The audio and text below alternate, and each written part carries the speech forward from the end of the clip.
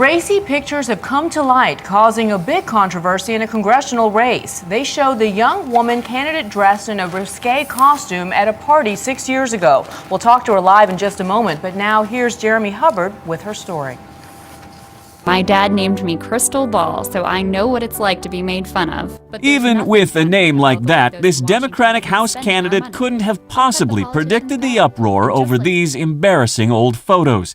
A conservative blog and then several other sites published the suggestive pictures taken at a party several years ago, showing Ball and her then-husband posing with a sex toy on his nose. A digital trail of youthful indiscretions.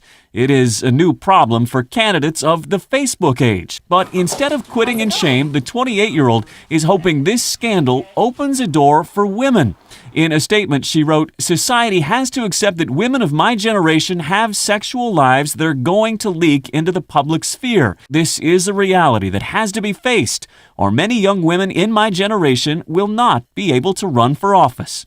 It is a message that many feminists are embracing. She's become something of a feminist icon. Women do suffer from a stud versus slut dichotomy, where Scott Brown can run for the United States Senate, and the pictures of him in Cosmopolitan posing nude don't seem to make him disqualified, but women, they're told, oh, that makes you disqualified. Krystal Ball confronted that unfair dichotomy and simply rejected it. Question is, will voters reject her over the photos? I think it was poor judgment.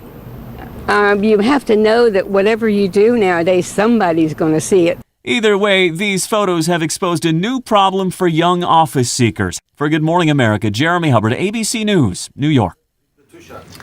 And Krystal Ball is here joining us this morning. Good to see you. Thank you so much for coming in. Thank you very much for having me, Deanna. You call this whole scandal a sexist double standard. Why?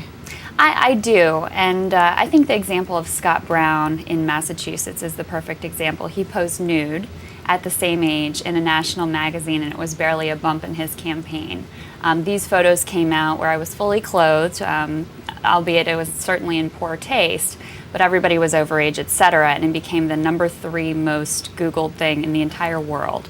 So I do think that there's a different standard applied, and even more than that, though, I think this is an example of exactly the type of politics that people are so frustrated with and so disgusted with, rather than talking about the issues, rather than focusing on solutions to the big challenges we're facing. We're trying to destroy each other personally, and it's just not helpful in our society. And yet you seem to take this as a platform of your own. Why not just come out and say that these were pictures taken when you were young and move forward with your own political ticket items and things that you'd like to talk about, as opposed to these photos themselves? Yeah, which is actually what we've tried to do. And I made the decision that it wasn't just about this particular race in the 1st District of Virginia. There are going to be a lot of other young people stepping up to run who have some photos that they're maybe not that proud of in their past. And I wanted to make sure that I came out and said, you know what, if you have some stupid photos in your past, it's okay. You can still run for office. You can take this thing head on. So that was my concern going in. I personally believe we need people from my generation to step up and run for office. And the last thing that I wanted to see is for some stupid photos from the past to derail people's ambitions to run for office and to serve. And when these photos came out, you said that you thought of Hillary Clinton. Why? I did. And certainly I am not comparing myself to Hillary Clinton at all. But she was such a role model for me growing up. I was about 15 years old when everything went down with her and the president in the 90s.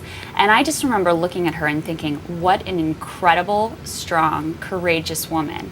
So when I was faced with this, what was a very difficult situation for me personally, and I really just wanted to sort of go into a corner and hide, I drew on her example as a model of strength and courage, and that kind of gave me the ability to come out and take this head on. And who do you think released these pictures? Do you think this was a personal attack or a political attack? It was definitely a political attack. I have no idea who released the pictures. It had to have been someone who was at that party. They weren't posted online or anything like that. So in that way, it was very hurtful because it had to have been someone who knew me personally. And regardless of what happens, you're right now 20 points behind your opponent right now. What are you going to tell your little daughter about this incident when she's old enough to talk about it? You know, I'm going to tell her to certainly to be careful. what she does in front of a camera, but not to be ashamed. We all make mistakes in our life, and not to let it keep her from pursuing the things she wants to pursue and serving the country in the way that she wants to. Lastly, we have to ask you about your name, Krystal Ball. Where did that come about? And is that your given name? That is, my parents actually did that to me. My dad actually named me. I have two older sisters, totally normal names, and my mother named them. My dad was a PhD physicist. He did his dissertation on crystals, and they just liked the name. Krystal Ball, you know, sometimes normal isn't always great. Coming from a Biana Golodriga, definitely not a normal name myself. We wish you all the best. Thank you for very coming much. in this morning. Thank you.